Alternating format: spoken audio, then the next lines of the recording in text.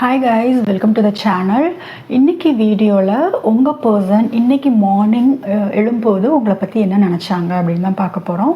Especially இந்த video பார்க்குற நாள் இது வந்து ஒரு டைம்லெஸ் ரீடிங் தான். ஸோ நீங்கள் எப்போ பார்த்தீங்கனாலும் அந்த நாளில் மார்னிங் என்ன நினச்சாங்க, அவங்க ரொம்ப டீப்பாக ஃபீல் பண்ணியிருக்காங்கன்னு எனக்கு தோணுது. ரொம்ப இன்னைக்கு மார்னிங் எஸ்பெஷலி உங்களுக்கு ஒரு டீப் ஃபீலிங்ஸ் வந்திருக்கு. ஸோ அது உங்ககிட்ட சொல்ல தயக்கமாக இருக்கலாம், நீங்கள் நோ கான்டாக்டில் இருக்கலாம், செப்பரேஷனில் இருக்கலாம். ஸோ அவங்க என்ன சொல்ல வந்தாங்கன்னு அவங்ககிட்ட பேசாமல் இருக்கிற இந்த டைமில் நம்ம கேட்டு தெரிஞ்சுக்கலாம். ஸோ அதை பார்த்துட்டு உங்கள் ரிலேஷன்ஷிப்கான கைடன்ஸ் என்ன அதையும் நம்ம பார்த்துடலாம். ஸோ ஃபர்ஸ்ட் நான் கார்ட் ஷஃபில் பண்ணுறேன். இது ஒரு ஜென்ரல் ரீடிங் தான், உங்களுக்கு ரெசனேட் ஆகிறது மட்டும் எடுத்துக்கோங்க. ஸோ உங்கள் பர்சனுக்கு இன்றைக்கி மார்னிங் என்ன மாதிரியான தாட்ஸ், டீப் ஃபீலிங்ஸ் வந்திருக்கு? மார்னிங் எழும்போது ஃபர்ஸ்ட் அவங்க மனசு ரொம்ப பாரமாக்கின விஷயம் உங்கள் கூட ஒரு ட்ரெடிஷ்னலான ஒரு சொசைட்டி அக்செப்ட் பண்ணிக்கிற மாதிரியான ஒரு ஃபேமிலி, ஒரு குடும்பம் அமையலையே அப்படிங்கிற ஒரு வருத்தம் அவங்களுக்கு நிறையா இருக்குது. மேபி அவங்க வேற யாருக்கு கிடையாத லைஃப் இருக்கலாம், தேர்ட் பார்ட்டி வந்து ரொமான்டிக் பார்ட்னராகவும் இருக்கலாம், இல்லை பேரண்ட்ஸ் யார் வேணாலும் இருக்கலாம். ஸோ உங்க கூட வந்து சொசைட்டி அக்செப்ட் பண்ண முடியாத ஒரு வாழ்க்கை, ஒரு குடும்பம், ஒரு குழந்தை அந்த மாதிரி சந்தோஷமா வாழ முடியலையேங்கிற ஏக்கம் இருந்திருக்கு. காலையிலேயே அது ரொம்ப பாரமா இருந்திருக்கு. அண்ட் இந்த ஜென்மத்துல அது உங்க கூட மட்டும்தான், நீங்க மட்டுமே அந்த மாதிரி, உங்க கூட மட்டும் தான் அந்த மாதிரி ஒரு லைஃபே அவங்க யோசிச்சு பார்க்க முடியுது. வேற யாரு கூடயும் அந்த மாதிரி ஒரு ட்ரெடிஷ்னலா ஒரு மேரேஜ் லைஃப் அவங்களால யோசிச்சு பார்க்க முடியல. உங்க மேல ஆக்சுவலா ரொம்ப வந்து ஒரு ஒரு டிவோட்டியா இருக்காங்க. ரொம்ப பொசசிவ்னஸ், ஜெலஸ் அந்த மாதிரி இருக்கு. அண்ட் இன்னொரு விஷயம் என்ன யோசிக்கிறாங்கன்னா, உங்ககிட்ட சண்டை போடாம இருந்திருக்கலாம், நான் ரொம்ப பிடிவாதமா இருந்துட்டேன், நிறைய உங்ககிட்ட ஈகோ காமிச்சிருக்காங்கன்னு நினைக்கிறேன். ஸோ அதெல்லாம் உங்களுக்கு ரொம்ப இன்னைக்கு காலையில குற்ற உணர்ச்சியா இருந்திருக்கு. இன்னைக்கு ஃபீலிங்ஸ் வந்து ரொம்ப ஹெவியா இருந்திருக்கு, வலி அதிகமா இருக்கு. அவங்க இதயத்துல வந்து ரொம்ப ஒரு பாரத்தோட தான் இன்னைக்கு காலையில எந்திரிச்சிருக்காங்க. அவங்கனால இப்ப நடக்கிற சுச்சுவேஷன்ஸ் வந்து அக்செப்ட் பண்ணிக்கவே முடியல. என்ன நடக்குது, என் வாழ்க்கை ஏன் எனக்கு பிடிச்ச மாதிரி இல்ல, நான் எதிர்பார்த்த ஒரு ஆசையான கல்யாண வாழ்க்கை வந்து ஏன் எனக்கு கிடைக்கல, இது ரொம்ப ஒரு முக்கியமான ஒரு விஷயம். அதை நினைச்சு அவங்க ரொம்ப வலி வந்து அனுபவிச்சுக்கிட்டு இருக்காங்க. ரொம்ப டயர்ட் ஆயிட்டாங்க. அவங்கனால வந்து என்ன பண்றதுன்னே தெரியல, அந்த அளவுக்கு ஒரு டயர்ட் ஆயிட்டாங்க.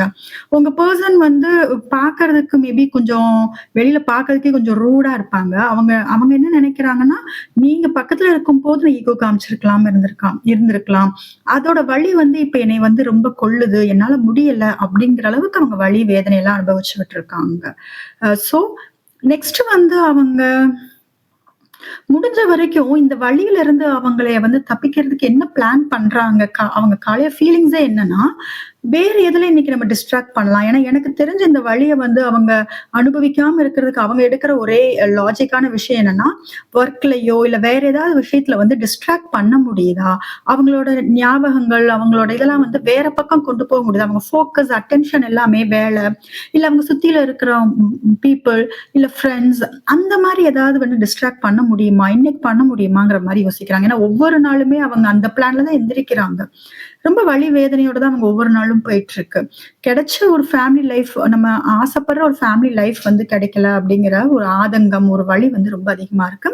அண்ட் அந்த லைஃப் வந்து உங்க கூட மட்டும்தான் இருக்கணும், உங்களை தவிர வேற யாருனாலுமே அவங்கள வந்து யோசிச்சு பார்க்க முடியல. ஸோ உங்க கூட மட்டும்தான் இருக்கணும் அப்படின்னு நினைக்கிறாங்க. அண்ட் மேபி உங்களுக்காக வெயிட் பண்ணிட்டு இருக்கலாம்னு நினைக்கிறேன். உங்க மெசேஜ் ஆர் கால் அதுக்காக வெயிட் பண்ணிட்டு இருக்கலாம். நீங்களா இறங்கி வரணும் அப்படிங்கிற மாதிரியான, காலையில எந்திரிக்கும் போது கூட உங்க மொபைல் எடுத்து பார்க்கலாம், ஏதாவது மெசேஜ் வந்திருக்கா, உங்ககிட்ட கால் வந்திருக்கா, மிட் நைட்ல ஏதாவது வந்திருக்கா அப்படிங்கிற மாதிரி. ஸோ அது எதுவுமே இல்லாதப்ப அவங்களுக்குள்ள ஒரு ஏமாற்றம் இருக்கு, ஒரு வாழ்க்கை வந்து ரொம்ப எம்டியா, சுத்தியில யாருமே இல்லாத மாதிரி ரொம்ப தனிமையில போயிட்டு இருக்கு. ரொம்ப ஒரு இருட்டான ஒரு ரூம்ல விட்டா எந்த மாதிரி நம்ம ஃபீல் பண்ணுவோம், யாருமே இல்ல, ஒரு இருட்டான ரூம்குள்ள நம்ம எத்தனை நாள் நம்ம வாழ முடியும். சோ அந்த மாதிரி ஒரு வாழ்க்கை வாழ்ந்துட்டு இருக்காங்க. காலையில எந்திரிக்கும் போதே உங்களுக்கு ஒரு சின்ன நம்பிக்கை, உங்ககிட்ட இருந்து ஒரு மெசேஜ், கால் ஏதாவது வந்திருக்குமா அப்படிங்கிற மாதிரியான ஒரு ஏக்கம் அவங்களுக்கு நிறைய இருந்திருக்கு இன்னைக்கு காலையில. சோ இந்த ரிலேஷன்ஷிப்ப நம்ம கரெக்டான வழியில கொண்டு போகலையேங்கிற குற்ற உணர்ச்சி அதிகமா இருக்கு. உங்ககிட்ட நிறைய கோவப்பட்டத அவங்க யோசிச்சு பார்க்குறாங்க. நீங்க அதுக்கு தகுதியான ஆள் இல்ல. இந்த கோவம், இந்த வெறுப்புக்கெல்லாம் வந்து நீங்க தகுதியான ஆள் இல்ல. மேபி நீங்க ஒரு பியூரஸ்ட் சோலா இருக்கலாம். சோ கோவப்படாம இருக்கிற ஒரு கேரக்டரா இருக்கலாம். அதெல்லாம் இப்ப அவங்க ரொம்ப கில்ட்டியா ஃபீல் பண்றாங்க. ரொம்ப மறுபடியும் பாருங்களேன், புரோக்கன், ரொம்ப வலி.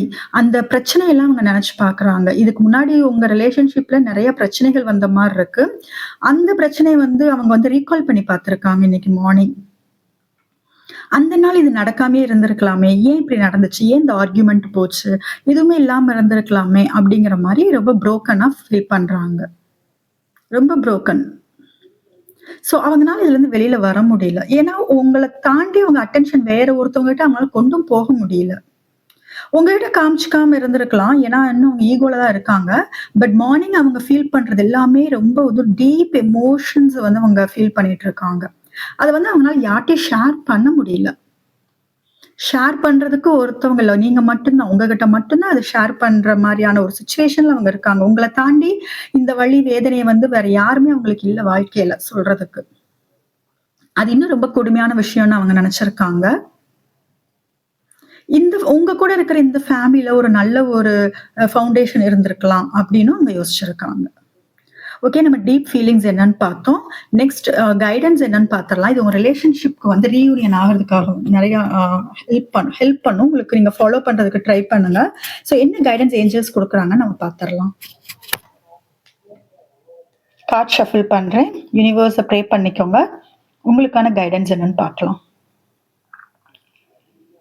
ஸோ நீங்க நீங்க ஆர் உங்க பெர்சன் உங்களுக்கு வந்து ஆல்ரெடி மேரேஜ் ஆயி, இது வந்து ஒரு அடுத்த ரிலேஷன்ஷிப்பா இருக்கலாம். ஆர் ஆல்ரெடி உங்களுக்கு ஒரு லவ் இருந்திருந்திருக்கலாம்.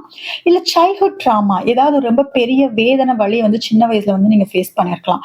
ஸோ அதுலருந்து இன்னும் நீங்க வெளில வரல. அந்த பழைய வாழ்க்கையில இருந்து நீங்க வெளில வராம இந்த ரிலேஷன்ஷிப்குள்ள நீங்க உள்ள போனனால தான் இவ்ளோ பெரிய ஹார்ட் பிரேக் உங்க 2 பேருக்குமே ஆயிருக்கு. இது ஒண்ணு உங்க லைஃப்ல நடந்திருக்கலாம், இல்ல அவங்க லைஃப்ல நடந்திருக்கலாம். அது நீங்க சிச்சுவேஷனுக்கு தகுந்த மாரி பார்த்துக்கோங்க. ஸோ அது ரொம்ப முக்கியங்கிறாங்க ஏஞ்சல்ஸ். நீங்க வந்து ஹீல் ஆகலைன்னா ஒண்ணுமே பண்ண முடியாது. நீங்க எத்தன ரிலேஷன்ஷிப்குள்ள போனாலும், மறுபடியும் இதே மாரி தான் உங்க லைஃப்ல வந்து அட்ராக்ட் பண்ணிட்டே இருப்பீங்க. ஸோ ஃபர்ஸ்ட் நீங்க மெடிடேட் பண்ணணும், ஆர் ஒரு காமா இருக்கணும். எந்த கவலை, பிரச்சனை, வெறுப்பு அதெல்லாம் காமிக்காம, நீங்க உங்கள ஹேப்பியா வச்சுக்கணும். செல்ஃப் லவ் பண்ணா மட்டும் தான் உங்க ரிலேஷன்ஷிப் இன்னும் நீங்க நெனச்சு கூட பார்க்காத அளவுக்கு சந்தோஷமா போகும். உங்கள செல்ஃப் லவ் பண்ண சொல்றாங்க. உங்க கரியர்ல ஃபோக்கஸ் பண்ண சொல்றாங்க. உங்கனால இந்த ரிலேஷன்ஷிப் பெயின்ல இருந்து வெளில வர முடியலையா அப்படிங்கிற பட்சத்துல கரியர்ல ஃபோக்கஸ் பண்ணுங்க. பணம், மணி சம்பாரிக்கிறதுக்கு என்ன வழி? அதுல ஃபோக்கஸ் பண்ணுங்க. ஏன்னா, அது ரொம்ப பெரிய ஒரு உங்களுக்கு ஒரு கான்ஃபிடன்ஸ் குடுக்கும்.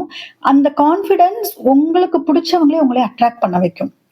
அது உங்க பெர்சன மட்டும் இல்ல. நீங்க என்னெல்லாம் வாழ்க்கையில ஆசைப்படுறீங்களோ, அது எல்லாமே நீங்க அட்ராக்ட் பண்ணுவீங்க. ஸோ செல்ஃப் லவ் பண்ண சொல்றாங்க. அண்ட் சீக்ரெட்ஸ் ஏதாவது மெயின்டெயின் பண்றீங்க உங்க பார்ட்னர்ட்ட அதனால பிரச்சனை வந்திருக்கு அப்படின்னா, சோ அந்தவெல்லாம் வந்து நீங்க பேசி அந்த பிரச்சனையினால நீங்க பேசி தீர்த்துக்கோங்க. நீங்களா அதுக்கு ஒரு சொல்யூஷன் கண்டுபிடிச்சுக்கோங்க. சோ சீக்ரெட்ஸ் மெயின்டெயின் பண்ணாம முடிஞ்ச அளவுக்கு ட்ரூத்ஃபுல்லா இருந்தா நல்லது உங்க ரிலேஷன்ஷிப்க்கு.